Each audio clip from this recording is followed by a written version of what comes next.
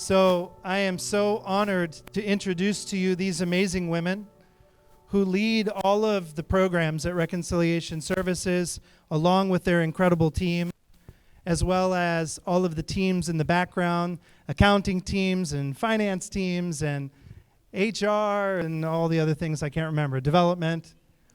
What else did I say? But at any rate, I'm very grateful to introduce to you these incredible leaders. So first and foremost, before we begin, I want to point out that tonight is not just a conversation where you listen, but I would love a dialogue. And there's going to be a couple of times when I'm going to ask you some questions, and I hope you'll chime in, and I'll be able to read those answers out, and we can all participate together. But let me begin by introducing you to these incredible panelists who are here. First, to my left is Kimberly Hurd, who is our Foster Grandparents Program Director. Everybody give it up for Kimberly. Next on stage to my left is Natasha Bailey, Chef Natasha, Thelma's Kitchen head chef and program manager. And then, of course, Alexis Martin, who is our Reveal Social Services Manager. Alexis, yeah. And not Shalise. Shalise is brand new mom again with little baby Rocket. Shalise Rocket is our therapy program manager, and she's home with new baby tonight. So we want to start out just by asking a few questions of you all. So let's start out. Oh, mic is cutting out.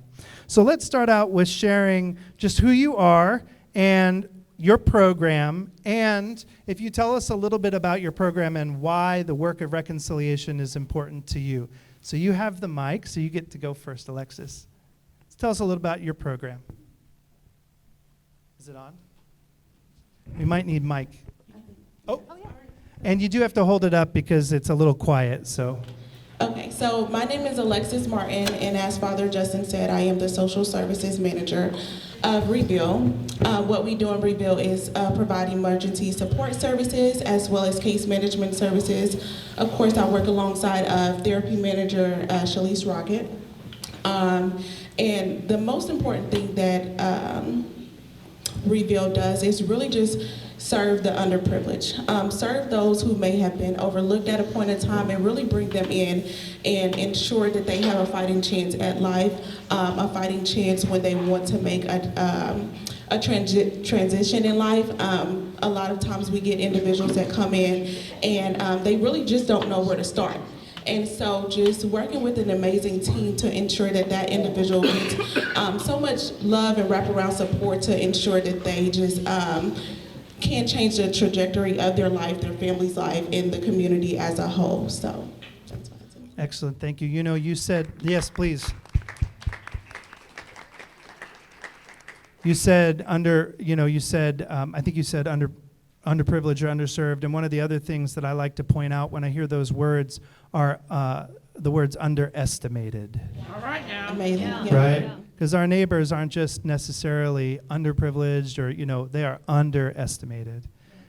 Yeah, amen to that. Okay. So Natasha, tell us about your program and a little bit about why the work of Reconciliation Services is important to you. My name is Natasha Bailey, and I'm the program manager and head chef at Thelma's Kitchen. She's kind of famous. I live in the neighborhood, and after COVID hit, I kind of just didn't know what direction I was gonna go, and Thelma's Kitchen was right there on my walk, and I just walked in the doors and I saw that it was an opportunity to kind of reach back into my childhood. When I was a kid, I did Meals on Wheels in the summer with my grandparents, and it just taught me to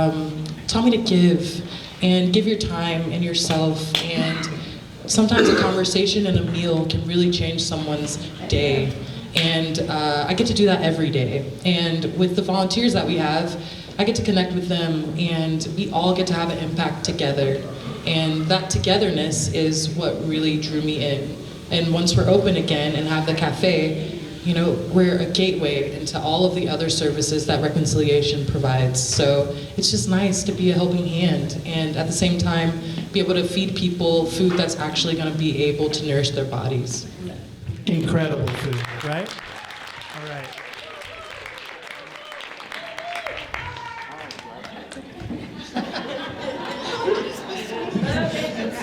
Kimberly. Good evening. Again, my name's Kimberly Hurd, and I'm the Program Manager of the Foster Grandparent Program. Along with two other staff members who are here today, Ramona Franklin, who is in the back, and Ashley Morgan. She's also here. We recruit persons who are 55 and plus to go into local schools and other organizations that support children to mentor and tutor them. It's a wonderful opportunity. It's through AmeriCorps. But the reason Reconciliation Services is so important to the foster grandparent program is because many of our foster grandparents are living on a limited income. And Reconciliation Services provides extra support to them, such as with the Reveal team, where they're able to get assistance with utilities, medication as well. Also, through our therapy department, also a part of Reveal team, they're able to get services like counseling services. A lot of them have been through trauma events in their lives, and they're still kind of dealing with that and coping with that. And last but not least, of course, Thelma's Kitchen, also when they're there getting these services, they're provided a wholesome and nutritious and wonderful meal. So it really supports them, and it gives them the opportunity to be able to continue to do the things that they like to do, like being a foster grandparent. Thank you so much. All right. So I believe we have a QR code and a question, if I'm not mistaken. Ashley, next. All right. So here's the question for you. Why is the work of Reconciliation Services important to you? So a couple of you have said because they make a difference in our lives and make us matter. To bring equity to our community, because feeding our neighbors is important. Anybody feel free to chime in if you haven't already participated. To bring our community together for a common goal of healing and connection. Very good. And Ashley, I don't know if it'll scroll down, but it looks like there's more there. You may have to do it on the computer. But the work of Reconciliation Services is important, and I think those answers are wonderful, and we're so grateful for each of you and for each of you being here. So my next question is, I'd like to ask you a little bit about telling us a story. One of our core values is dignity. We believe that every person, as I said earlier, is made in the image of God and is worthy of profound and authentic respect and dignity. And a lot of people don't come into our doors thinking of themselves that way, but they are. Sometimes those folks are volunteers, sometimes those folks are client guests, but each person that comes in our door, we try to receive as family with dignity. And one of my greatest goals is that when people come, that they feel that sense of welcome and they feel that dignity, because, that may be the only place that they go inside that day that makes them feel that way. Some people come back and volunteer because they feel like they're a part of that community and they feel like they're venerated in that. So I'd like to ask each of our panelists, our lovely leaders, to tell us a little bit about a story that shows maybe where one of your client guests or one of our partners has revealed their strength, or maybe how they have fit in with this mission and dignity. All right, so Reveal just really touches a lot of lives. We work with many different individuals every single day, and so a couple different stories that I have in mind, but I will highlight one that keeps coming to mind, and it was a lady who came into Reveal Social Services requesting case management. This individual had been homeless for 5 consecutive years, and she was ready to make a change, right? She didn't really know where to go, where to start. But one thing that she did have was Thelma's Kitchen, which led her to the case management program, and working with the case manager who was very passionate on helping her become stable. And within a year of her continuing to just really press through all of the trials and tribulations that she had experienced, she was able to become housed, stably housed now. And what makes a house a home is what you kind of put in it, right? And so knowing that we can kind of help her get stable and get into housing with a partnership, and we'll talk about that a little more, we were able to connect her with Flourish Furnishings and get her that wraparound service to make her house a home that she feels comfortable with and that she's loving. She's still there today, and I'm so proud of her just for coming in and deciding to make a change, that she no longer wanted to be homeless. She no longer wanted to live day to day not knowing where she would feel safe at. And for us and Rebuild to really just make sure and ensure that we walked alongside of her that year, her not giving up, still coming to her appointments, even when doors were closed due to just certain things that had happened in our life, and just really proud of her. And so, of course, she revealed her strength because she really never gave up. And we never gave up on her. And like I said, she's happily housed today, and she's just really soaring at this point. It's a wonderful story. Chef Natasha, maybe you can share a story with us. The thing that keeps coming into my mind is choice. The thing I really love about Thelma's is that we give you the choice, and then we have options, that we have services all over that give you options to choose what your next adventure is, kind of, you know? So you can come in and you can volunteer, or you can prep, or you can do different things in Thelma's Kitchen. But if you need help and services, you can come in and do those same things, and then we have resources to get you to where you need to be. So I'd like to think of Thelma's as like a gateway. We're like the gateway to other services, or a gateway to just feeling like you're a part of something that's making a difference. LaTanya is the box cleaner at Thelma's Kitchen, and she has been consistently there for us from when we were open, volunteering, to just being at the church with us now. And I always think of you because she's there and she's excited, and she looks at it as her job, you know? But we look at her as family, and when she comes, we're just so thankful to see you. And so I just took this time to say thank you for everything that you do for us every week.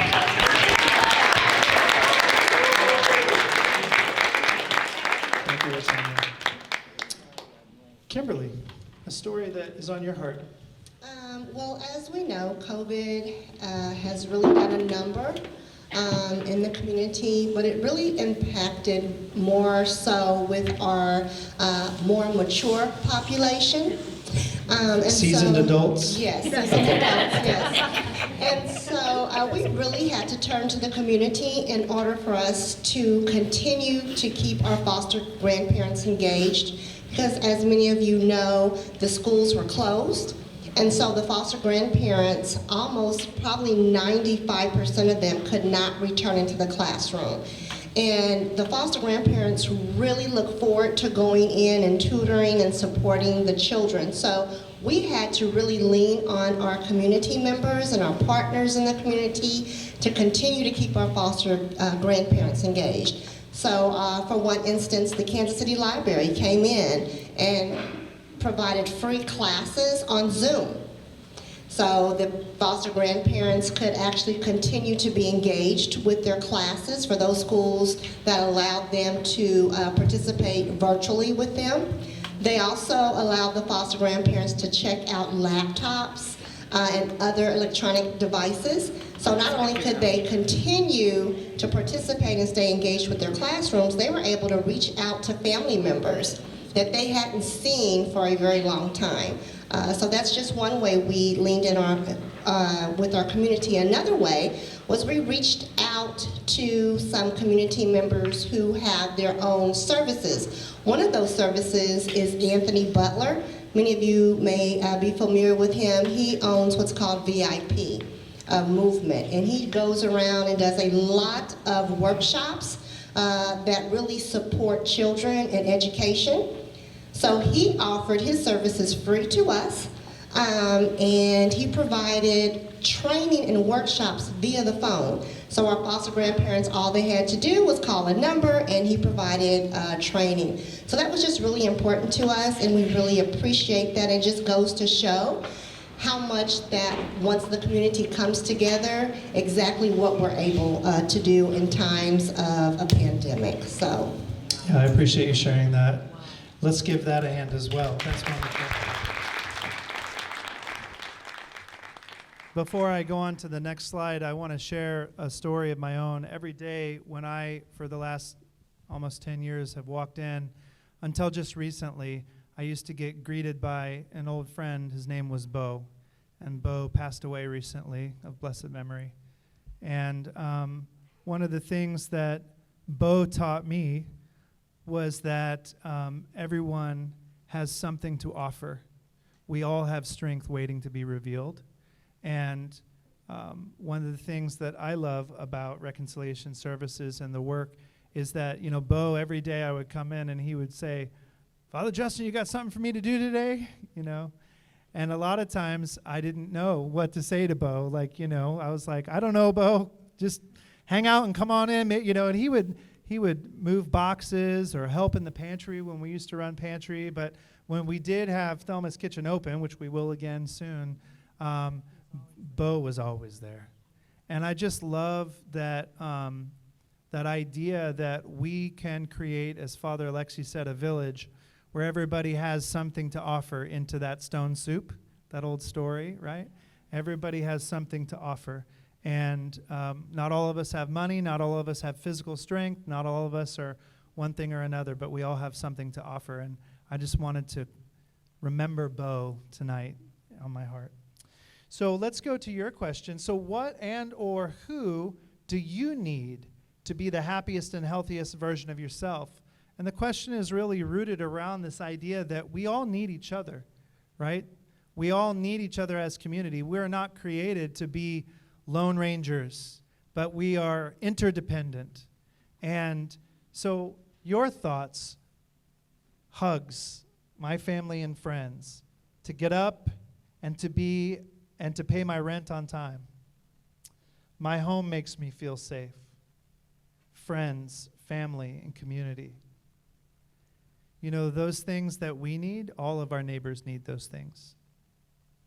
And so it's good to be a nonprofit providing services, but these things, healthy food, friends, family, my daughter, my work, you know, one of our values is around helping people connect to meaningful life work and meaningful volunteer opportunities. Connection to family and kindness. Sunshine, right? Dostoevsky said that beauty will save the world, right? Beauty is important. Poetry is important. Church family. Thank you all for sharing. Many other things we could put up there as well. So let me move on now to this idea of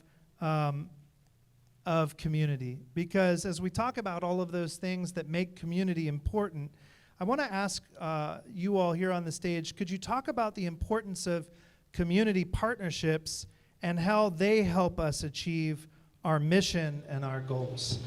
Yeah, so community partnerships is very important to the Rebuild program. It allows us to provide wraparound services for those that we encounter on a day-to-day basis. One partnership that I'm very grateful for, I'm not sure where Don is, but shout out to Don Hall, in which he actually gave us an opportunity to collab with Flourish Furnishings. When I first started at Reconciliation Services, that was not an additional service that we offered in the Rebuild program for our client guests, but after meeting with Don and just kind of getting things all set up, we are now able to, again, make a house a home with the partnership of Flourish Furnishings. A lot of different times our clients really share what we do at Reconciliation Services, and they are our advocates, and so they go out as kind of like community partners, right? And they tell their loved ones, people that they see on the day-to-day. One of our client guests is here tonight, and every time he walks into reconciliation services, he says, "Detroit is in the house." I've told everyone this week about reconciliation service and what you guys do, and my case manager, and Ms. Latoya, and he just goes on. And so community partnerships looks like businesses that we can connect with. But it also looks like you guys going into the community and sharing the work that we do, bringing us individuals that we know that we can help, and also just supporting. And like I said, partnerships allows us to go above and beyond for all of our clients and just make sure that whatever we don't do, we know someone that can just provide them that extra support. So. I remember Father Alexis telling me in the early days when Reconciliation Services was just a group of volunteers from various churches in the community, that they didn't have grants and didn't have particular funding or even salaries at that time, but they would go door to door and just knock on doors in the community and begin to ask people how they could pray for them and what they needed. And they would write that down, and maybe somebody needed coats for kids, or they needed money for rent, or needed prayer for this or that. And they may or may not have that, but they would commit to try to finding that for individuals. And I think about the work that we do, that's really how we all interact with one another. Yeah, I appreciate you sharing your story. Yeah. Chef. Well, community looks a little different for us now because Thelma's isn't open to the public currently. But I was thinking about that, and if my volunteers would just raise their hand, you don't have to. And my chef. But you guys help us build community every single day. I mean, every day you come in and you give so much to us, and we couldn't do it without you.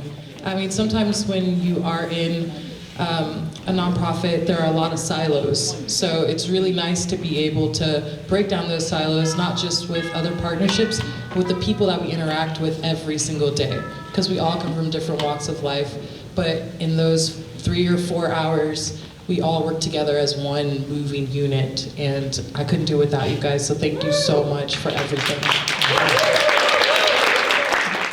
You know, you remind me of the word you said a couple times, guest, because whether you're a client guest or a partner guest, everyone's a guest at Reconciliation Services, no matter what, so thank you. Kimberly. Again, every single person in this room is one of our partnerships. You hear about the foster grandparent program, you hear about reconciliation services, or you come and receive services, or you sign up to volunteer in Thelma's Kitchen, or you decide you want to be a foster grandparent and you just spread the word. However you participate, so every one of you in this room is very important to us, and it is why we can continue to do what we do, and so everyone is very appreciative. But I also kind of want to touch base on what is very important to our foster grandparents is the kids. And one thing that we do every year that we rely on our community and partnerships is to provide undergarments to the students that they touch every single day. A lot of the students come to school, unfortunately, in the same underclothes or no underclothes. Many of the schools actually have washer and dryers to assist with making sure that those clothes and things like that are clean. And so every year you guys come and support us and participate and provide those types of clothing. So me and my staff, again, just want to say thank you for doing that. And every time you go out and talk about the program, it's wonderful, and it really supports what's really important to us is giving back to the community, and children are our future. So again, I just want to take this opportunity to say thank you, whether you donate or participate or tell someone about our program or reconciliation services. And if somebody wanted to give undergarments, how would they do that? they can always drop undergarments off. This year we have Central Middle School that is participating. Usually we just have elementary and Head Start programs, but we've taken on a middle school, so we are accepting everything from newborn, because we have Head Start programs as well, everything from newborn undergarments, that could be onesies, socks, pajamas, all the way up until age 13 or 14, and I haven't had a child in 20 years, so forgive me knowing exactly what sizes those are. From boys' underwears, girls' panties, training bras, again, socks as well. We are also out there on Amazon, so we have a wish list that we've created, and we can always send that to you as a link, and all you have to do is hit on the link and then purchase your items that way, and then the donations will directly come to us. Thank you for sharing. All the things that have been said, probably one of the words that's been repeated the most is advocacy, how everyone in this room is an advocate. And I want to just ask you all, how does your current work actually work to transform the community? And also maybe as important or more importantly, how do we get connected into your work if you want to be an advocate? Yes, so how our work really transformed the community is that when one person walks in the door into the Rebuild program and their life gets transformed, they take those skills and they go back to their family, right? And then that family then transforms their neighborhood, which then transform the community. And so right then and there, we are transforming changing the lives, not of just the individual, but the goal being that individual, touches the community at the end of the day. And how you can get connected. The Rebuild program is opening up a space and opportunity for volunteers as trained care advocates to come alongside our case managers, our receptionist, and our intake coordinator, and just really support those in our community that come in each and every day.